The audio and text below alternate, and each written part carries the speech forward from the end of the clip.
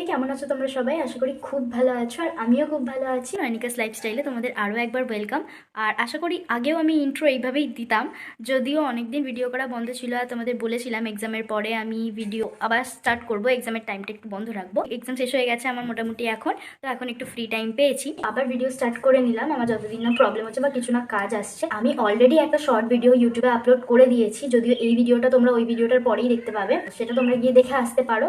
আজকে বাড়িতে বাবা আছে, আর বাবাকে আমি বলবো, মা তো প্রত্যেক দিনই রান্না করে, মাকে তাহলে একটা দিন রেস্ট দেওয়া হয়ে যাবে, আর তুমি আজকে রান্নাটা করো, তোমার হাতে রান্নাও আমাদের খাওয়া হয়ে যাবে। আর তুমি যেহেতু ছুটিতেই আছো, কি রান্না হবে সেটা তোমরা গিয়েই দেখতে পাবে, ভিডিওটা পুরোটা তাহলে দেখতে থাকো। আর জানো, এক্সাম শেষ হওয়ার পর থেকে আমার প্রায় বন্ধুরাই কোথাও না কোথাও একটু ঘুরতে চলেই যাচ্ছে, মানে যেদিকেই দেখছি সেই দেখছি ঘুরতে যাচ্ছে। শীতকাল পড়েও গেছে, সবার পিকনিকও স্টার্ট হয়ে গেছে, ঘোরাঘুরিও শুরু হয়ে গেছে।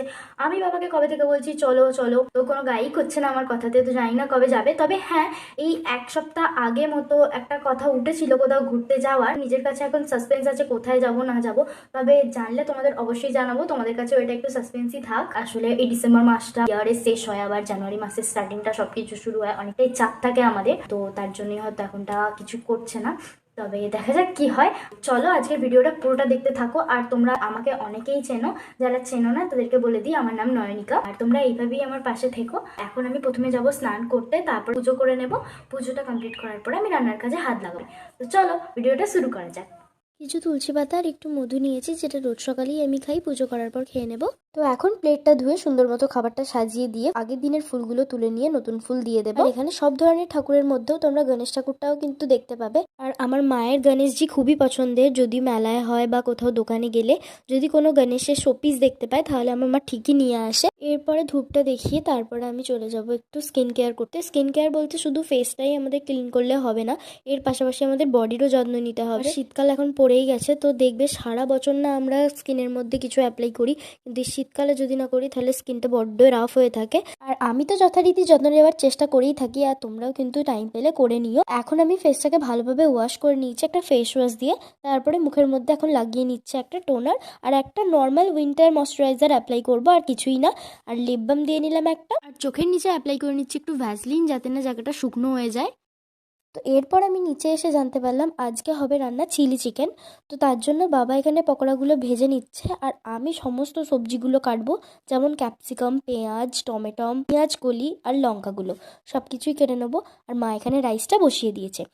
এবার আমি ক্যাপসিকামগুলোও কেটে নিয়েছি, দেখো যদিও বা পারি না, তাও এবড়ো খেবড়োভাবেই কেটে নিয়েছি। আর যেগুলো ছিল বাকি, টমেটো, পেঁয়াজকলি, পেঁয়াজ, লঙ্কা সব কিছুই হয়ে গেছে এখানে কাটা। আর বাবারও এখানে প্রায় ভাজা হয়ে গেছে এগুলো। গ্যাসটা কিন্তু লো ফ্লেমেই থাকবে। এরপর তেলটা গরম হয়ে যাওয়ার পর ওর মধ্যে দিয়ে দিতে হবে পেঁয়াজ কুচিগুলো।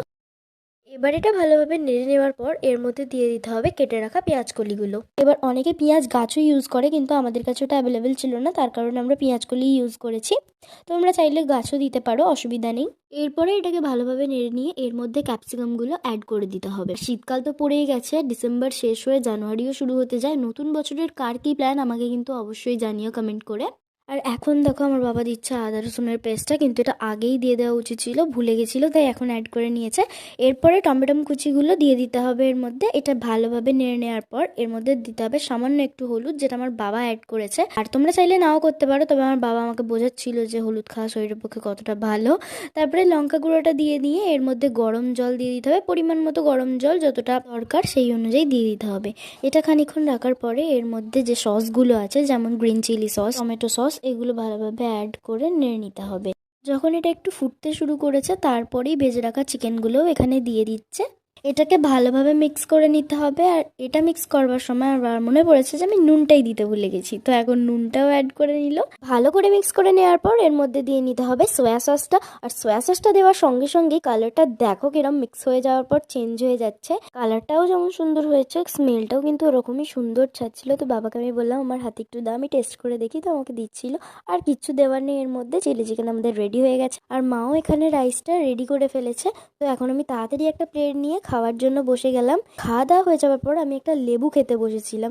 লেবু সবাই নর্মালি বাইরের খোসাটা ছাড়িয়ে ভেতরের কোয়াগুলো খায়। এই কোয়াগুলোর ভেতরেও যে এত বড় বড় পোকা থাকতে পারে এটা কিন্তু সচরাচর কেউই দেখবে না, না দেখেই খেয়ে ফেলার কথা। ভাগ্যিস সেটা আমি মুখে দেওয়ার আগেই দেখে ফেলেছিলাম। এরপর সব কাজ মিটিয়ে শুতে গেলাম 5টায়, ঘুম থেকে উঠলাম তখন 9টা।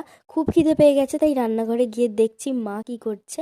আর এসে দেখলাম মা এখানে করছে আলুর পরোটা, যেটা আমার খুবই ফেভারিট। আর তার সাথে সাথে আমার ভাইও খুব ভালোবাসে খেতে। তো এখন আলুর পরোটার লেচিগুলো তো কাটা হয়ে গেছিল, বেলে মা এখানে তেলের মধ্যে দিয়ে দিয়েছে। আর আমি দাঁড়িয়েই ছিলাম এখানে যে কখন আমাকে একটা ভেজে দেবে, কেন খুব খিদে পেয়েছে। আর দেখো কি সুন্দরভাবে এটা ফুলে গেল। এটা ভাজা হয়ে যাওয়ার পর আমি মাকে বললাম আর কিচ্ছু দিতে হবে না, তুমি শুধু আমাকে এটা প্লেটে তুলে দাও, তারপরে আমি নর্মাল টমেটো সস দিয়েই খেয়ে নেবো। আর এটা আমার শুধু খেতেই খুবই ভালো লাগে, আর কিছু প্রয়োজনই হয় না এর সাথে কোনো তরকারি বা কিছু। খাবারটা তাড়াতাড়ি শেষ করে আমার প্র্যাকটিক্যালের কিছু কাজ ছিল, যেগুলো নিয়ে আমি বসলাম। আর আজকের ভিডিওটা এতটুকুই। নেক্সট একটা ভিডিওতে খুব তাড়াতাড়ি দেখা হবে। এই ভিডিওটা ভালো লাগলে একটা লাইক করে দিও। বাই।